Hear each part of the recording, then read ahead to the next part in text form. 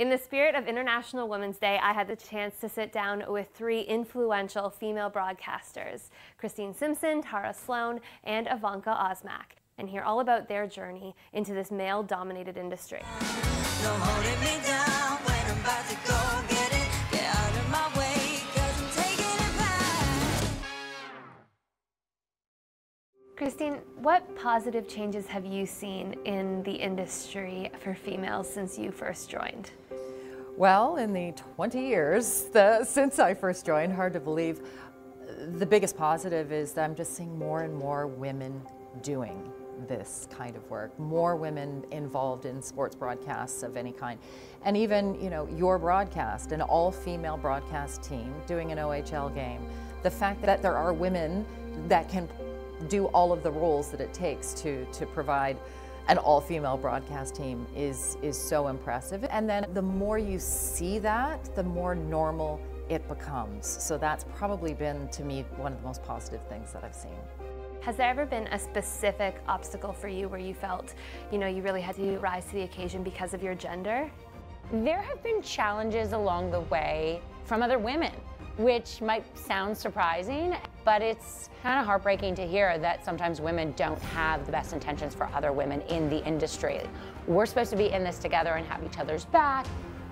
And that was such a wonderful thing when I started at Sportsnet back in 2007, is that Martine Guyard and Chris Simpson, they were here, and they not only were so supportive and so welcoming and helped me out and kind of showed me the ropes, but they're incredibly talented, witty, smart, accomplished women who still have tremendous careers, and I look up to them and I consider them fantastic colleagues and also friends.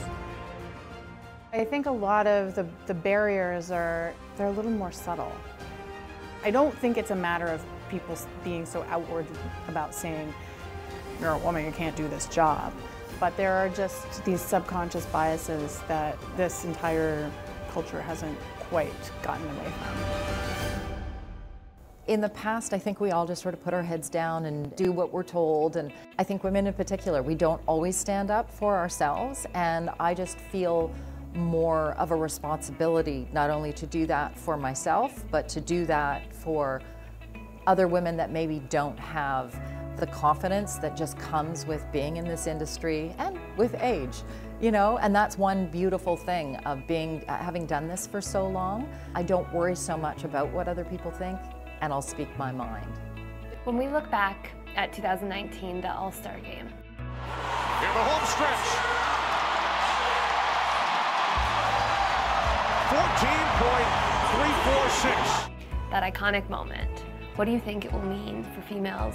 I mean, on the ice, I could hear the ceiling shattering. And when I saw what happened on social media, I was almost in tears. It was just so impactful.